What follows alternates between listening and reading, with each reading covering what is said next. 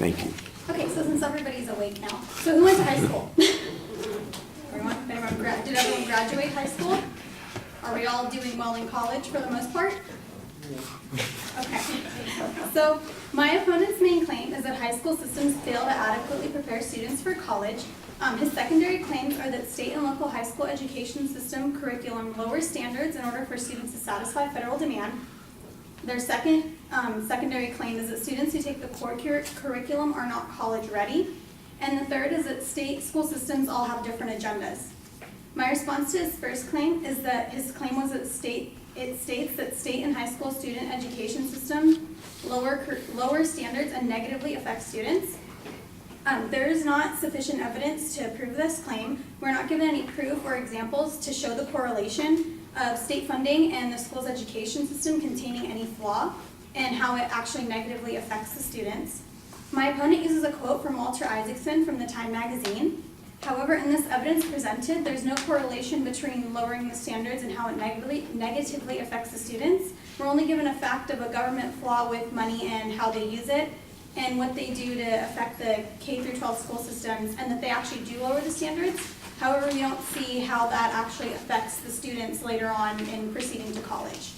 My opponent also overlooks the fact that the standards are being lowered because students themselves are not reaching the original standards given, which isn't necessarily the fault of the school. It's rather the fault of the students not doing what's necessary to reach those standards.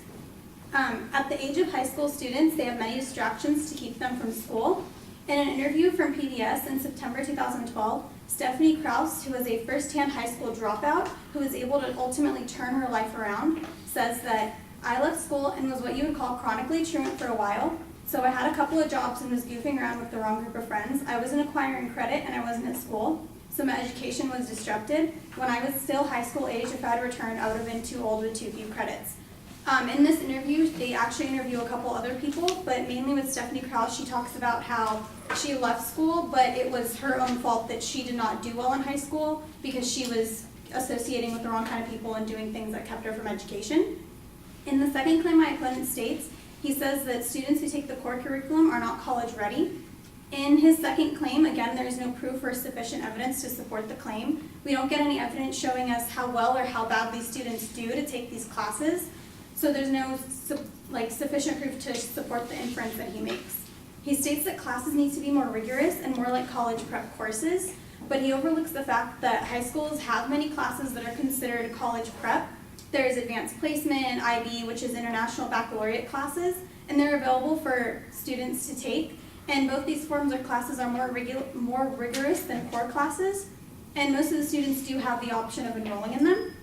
My opponent also states that many students as college freshmen need to take remedial courses, but he overlooks that the reason is that many students had failed the initial courses needed to have those courses count in college. Again, we see that it's not the fault of the school system, but instead of the students. And in order for students to stand out and do well in college, they need to advance. And that's how colleges choose who to accept. According to Peterson's staff, you don't need to take AP everything to get into college. But depending on the selectivity of the courses you want to attend, you'll need to take more demanding and challenging honors, accelerated AP, and IB classes to stand out in the college admissions process. An example given by him, or them, says that let's say you and another senior at your school apply to the same college. If you have a B average, mostly honors and advanced courses, and the other student has an A average, but never took tough classes, chances are that colleges will reward you for your efforts. So students who want to attend prestigious colleges originally would take the more advanced rigorous classes, but students that take core classes are not necessarily doomed to fail. According to the ACT Inc., compared to graduates who do not take core curriculum, graduates who take the core curriculum earn ACT scores that are 2.1 to 2.8 points higher. For example, in English and math, those who take core classes are about at 22, and those who don't earn 18 to 19, and that is a small point difference, but when you're applying for colleges against other people, it does make a difference for you. And in his third and final claim, he says that state schools all have different agendas.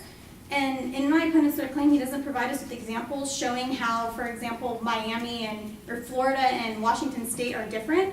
The testimonial evidence were given from Arnie Duncan, who is California's education secretary, says that we have 50 different goalposts and each state is different, but he doesn't tell us what the goalposts are or how they really are different. And in our country, in America, we have Common Core standards, and the Common Core standards provide consistent, clear understanding of what students are expected to learn, so teachers and parents know what they need to help them. These standards are designed to be robust and relevant to the real world, reflecting the knowledge and skills that our young people need for success in college and careers. With American students fully prepared for our future, our communities will best be positioned to compete successfully in the global economy. These standards were set in 2010 and are still in effect today, and they ensure that students make progress each year and graduate from school prepared to succeed in college. So in conclusion, my opponent states that the high school systems fail to adequately prepare students for college, stating that curriculum is lower, core curriculum is not sufficient, and school systems have different agendas. However, the curriculum would not need to be lowered if students focused and did well. Students that want to attend prestigious colleges do better and take the opportunities to take more than just the core classes, and the systems follow the Common Core standards that allow students to be prepared in the next step of their lives.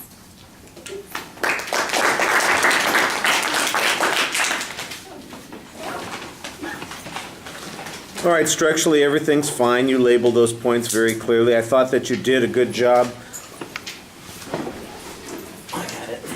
Excuse me. I thought you did a good job identifying issues about how the advocate reasoned in a couple of spots, and some basically a good counter claim on a couple of those points. The argument seems to be that there are reasons that the students are not succeeding that don't have anything to do with the curriculum or the schools themselves. I thought that was very clear on that first point. And on the second point, where you're talking about the opportunities that students have available to them, I do think that you could use a little bit more proof on the widespread availability of IB and AP. I think you take it as an assumption that those are available in lots of places. I'm not sure there is a widely available. I know they're not universal, so that's definitely a problem, and so that might be an issue that could be expanded on if this debate was going on further here. I did think that the argument about the test scores was pretty good. It illustrated the point and trying to document that point. I'll tell you what, at the end of the speech, I thought you had a very good summary about how you were trying to explain how all of this connected to everything. And the nice thing about a good summary is it's one last time to make the point that you're trying to get across clearly so that everybody goes back and says, okay, so that's what that all means. And I thought that you did a nice job on that. All right, thank you all for